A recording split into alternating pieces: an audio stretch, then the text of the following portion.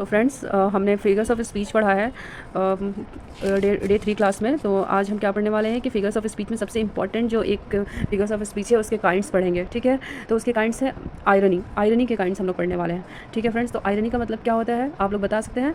तो चलिए मैं बता देती हूँ एक सिंपल वर्ड में कि आयरनी का मतलब होता है लाइफ में हमारे साथ जो कुछ भी उल्टा होता है उसे हम आयरनी कहते हैं। ठीक है फ्रेंड्स, तो लाइफ में हमारे साथ जो कुछ भी उल्टा होता है उसे हम आयरनी कहते हैं। कि आप नोट डाउन कर लीजिए, irony opposite of what is said, यानी कि एक्सपेक्टेशन वर्सेस रियलिटी का शॉक। ठीक है, तो अब मैं इसको डिफाइन करने जा रही हूँ कितने काइंड्स होते हैं उसमें। तो there are 5 kinds of irony. Irony meaning difference between what is expected said and what actually happens is meant, यानी कि जो एक्सपेक्ट किया था उसका बिल्कुल उल्टा हो जाना, ये होता है आयरनी। ठीक है, अब हम लोग इसके काइंड्स पढ़ने जा रहे हैं फ्रेंड्स, आप इसको ध्यान से देखिएगा। ठीक है, अब हम इसके काइंड्स पढ़ने जा रहे हैं। तो इसके सबसे पहले काइंड्स आते हैं वर्बल आयरनी, यानी कि word is not equal to meaning, जो बोल रहे हो उसका मतलब बिल्कुल उल्टा होता है। ठीक है, ये होता है verbal irony, words is not equal to meaning. ये सब आप नोट कर लीजिए फ्रेंड्स। स्पीकर जो कहता है उसका उल्टा मतलब होता है, एक इसका बुलेट पॉइंट ये है कि स्पीकर जो कहता है उसका उल्टा मतलब होता है। ये सब आप लोग नोट करेंगे प्लीज़, यस आप लोग नोट कीजिएगा। ऑफन सरकास्टिक, इसका मतलब होता है कि ये हमेशा सरकास्टिक होता है फ्रेंड्स। ठीक है, मीन्स ऑफन सरकास्टिक, अगर देखा जाए तो वर्बल आयरनी एक सरकास्टिक को कहते हैं। सरकास्टिक का मतलब भी फ्रेंड्स उल्टा ही होता है। ठीक है ना, तो कुल मिलाकर हम आयरनी पढ़ रहे हैं तो वर्बल आयरनी में वो ये भी उल्टे का ही सेगमेंट है। तो फ्रेंड्स वर्बल आयरनी मैं फिर से एक बार समझा रही हूँ कि words is not equal to meaning. ठीक है, जो बोल रहे हो उसका मतलब बिल्कुल उल्टा होता है इसमें, यानी कि हम कह कुछ रहे हैं और उसका मतलब कुछ और होता है। ठीक है, स्पीकर जो कहता है उसका उल्टा मतलब होता है, यानी कि ये एक तरह से सरकास्टिक हो गया फ्रेंड्स। जैसे कि यहाँ पे बुलेट पॉइंट्स में लिखा हुआ है ऑफन सरकास्टिक, यानी ज़्यादातर ये सरकास्टिक होता है, यानी उल्टा होता है। सरकास्टिक का मतलब उल्टा। फॉर एग्जांपल, वाह क्या बढ़िया सिस्टम है, यानी कि जब भी हम कभी ऐसे बोलते हैं कि वाह क्या बढ़िया सिस्टम है, तो इसका क्या मतलब होता है? जब सिस्टम ख़राब होता है तभी हम लोग ऐसे बोलते हैं ना, वाह क्या बढ़िया सिस्टम है, यानी कि बिल्कुल हम लोग उल्टा बोलते हैं इसका, ऑफन सरकास्टिक। ठीक है फ्रेंड, तो कीवर्ड टू रिमेंबर, यानी कि इसको याद करने के लिए आप एक कीवर्ड लिख लीजिए अपोजिट वर्ड्स। वर्बल आयरनी में आप एक कीवर्ड्स लगा लीजिए अपोजिट वर्ड्स। ठीक है, ये आपने पूरा नोट करना है, ये बहुत इंपॉर्टेंट है। ठीक है ना फ्रेंड्स, ये बहुत इंपॉर्टेंट मैं नोट्स आप सबके साथ शेयर कर रही हूँ। ठीक है, हो सकता है इस वीडियो में ये कंप्लीट ना हो पाए तो मैं एक और वीडियो इस पर बना दूँगी। ठीक है, क्योंकि ये बहुत इंपॉर्टेंट है फ्रेंड्स, और ये टोटल 5 है, तो 5 को एक वीडियो में कंप्लीट करना मुश्किल है, क्योंकि मैं उसमें समझा भी रही हूँ ना। सिचुएशनल आयरनी, सेकंड है सिचुएशनल आयरनी।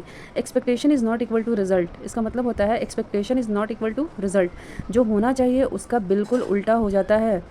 इसका मतलब है कि जो होना चाहिए उसका बिल्कुल उल्टा हो जाता है। एक्सपेक्टेशन रिजल्ट के बिल्कुल भी बराबर नहीं होता।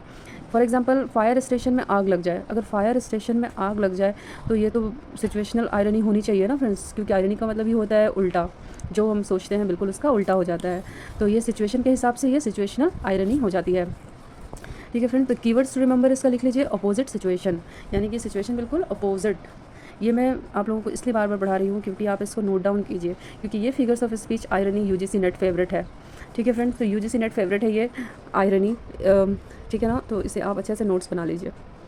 अब थर्ड नंबर पे आता है ड्रामेटिक आयरनी, यानी कि ऑडियंस कैरेक्टर। ठीक है, ऑडियंस कैरेक्टर, यानी कि ऑडियंस पे ज़्यादा फोकस है कैरेक्टर से। तो इसका बुलेट पॉइंट्स है, रीडर या ऑडियंस को सच पता होता है, रीडर या ऑडियंस को सच पता होता है लेकिन कैरेक्टर को पता नहीं होता है। ठीक है, इसमें ऑडियंस की तरफ देखिए ज़्यादा फोकस्ड है, ये एरो का निशान इस तरफ है, ऑडियंस की तरफ है। ठीक है, तो ये रीडर को या ऑडियंस को सच पता होता है लेकिन कैरेक्टर इससे अनअवेयर होता है। For example, Romeo and Juliet, audience जानती है जूलियट जिंदा है, ऑडियंस जानती है जूलियट ज़िंदा है लेकिन रोमियो को पता नहीं होता। इस केस में रोमियो एंड जूलियट में जूलियट ज़िंदा है, ये ऑडियंस को पता है लेकिन कैरेक्टर यानी कि रोमियो को नहीं पता है। तो ये हो गया ड्रामेटिक आयरनी। ठीक है फ्रेंड्स, अब इसका कीवर्ड हम नोट कर लेंगे more knowledge. Keyword to remember more knowledge, यानी कि अगर हम इसको इस तरह से याद करेंगे तो ज़्यादा बेटर रहेगा कि इसमें नॉलेज ज़्यादा किसको है, इसमें ज़्यादा नॉलेज ऑडियंस को है। ठीक है, हम रोमांटिक आयरनी की डेफिनेशन देख लेते हैं फ्रेंड्स, जिसका मतलब होता है राइटर या नरेटर खुद स्टोरी को कंट्रोल में अवेयर, राइटर या नरेटर खुद स्टोरी के कंट्रोल में अवेयर है। यानी कि इस रोमांटिक आयरनी में क्या होता है कि राइटर या नरेटर खुद स्टोरी के कंट्रोल में अवेयर है, यानी कि उसको स्टोरी पता है नरेटर और राइटर को, और थोड़ा मजाक या प्लेफुल टोन में दिखाता है, और क्या करता है थोड़ा प्लेफुल या मजाक टोन में दिखाता है। फॉर एग्जांपल, एक स्टोरी में हीरो अपनी लव स्टोरी के लिए परफेक्ट प्लान बनाता है लेकिन नैरेटर सडनली बोलता है ऑफ कोर्स द लेकिन नरेटर सडनली बोलता है of course the very next moment he would do something completely foolish as usual. ये आप नोट कर लेंगे, ठीक है। इसको नोटबुक में लिख लीजिएगा फ्रेंड्स, ये बहुत ज़रूरी है। ये मैंने बहुत आसान लैंग्वेज में समझा दिया है, इसे आप खुद भी समझ सकते हैं यहाँ से यहाँ तक। अगर नहीं समझ आ रही है तो आप कमेंट्स में ज़रूर पूछिएगा फ्रेंड्स, मैं एक बार और वीडियो इस पर बना दूँगी, ठीक है। खैर ये तो खुद से समझ में आ जाने वाली चीज़ है, ये बिल्कुल ही ओन लैंग्वेज है, ठीक है ना। अब इसको डिफ़ाइन कर देते हैं। यहाँ नैरेटर हीरो के प्लान को तोड़ रहा है और रीडर को अवेयर कर रहा है। तो फ्रेंड्स रीडर को अवेयर कर रहा है कि स्टोरी का आउटकम प्रेडिक्टेबल नहीं होगा, ठीक है।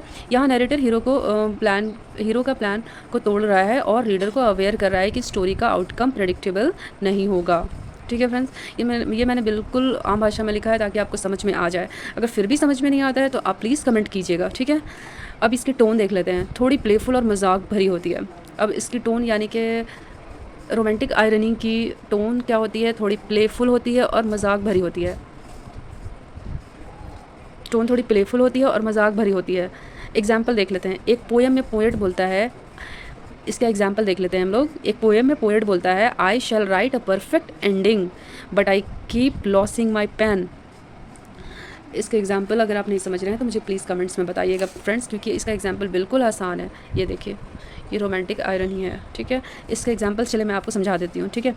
यानी कि एक पोएम में पोएट बोलता है कि I shall write a perfect ending, मुझे लिखना चाहिए एक परफेक्ट एंडिंग, लेकिन I keep losing my pen, लेकिन मैं अपने पेन को मैं हर वक्त अपने पेन को लॉस कर रहा हूँ, ठीक है। उसकी पेन लॉस हो रही है, यानी कि वो पेन गुम हो जा रही है। वो लिखना चाहता है परफेक्ट एंडिंग, लेकिन उसमें पेन बिल्कुल भी लॉस हो जा रही है, यानी कि बिल्कुल लॉस हो रही है पेन उसकी, ठीक है। अब देखते हैं नेक्स्ट। अब इसके एक और बुलेट पॉइंट है। यहाँ पोएट अपनी राइटिंग प्रोसेस के लिए अवेयर है और थोड़ा जोक कर रहा है। यहाँ पोएट अपनी राइटिंग प्रोसेस के लिए अवेयर है और थोड़ा जोक कर रहा है, यानी कि इसमें एक ट्विस्ट है फ्रेंड्स कि पोएट यहाँ पर अपनी राइटिंग प्रोसेस के लिए वो जानता है कि हमें क्या चाहिए, यानी कि वो पेन लॉस नहीं हो रहा है, वो सिर्फ बात बना रहा है, वो थोड़ा मजाक कर रहा है, थोड़ा जोक कर रहा है, ठीक है। तो वो रोमांटिक आयरनी का हिस्सा है। यानी कि रोमांटिक आयरनी में आपको क्या क्या देखने को मिल सकता है फ्रेंड्स, ठीक है। तो ये सब देख लीजिए, ये सब आप नोट डाउन कर लीजिए।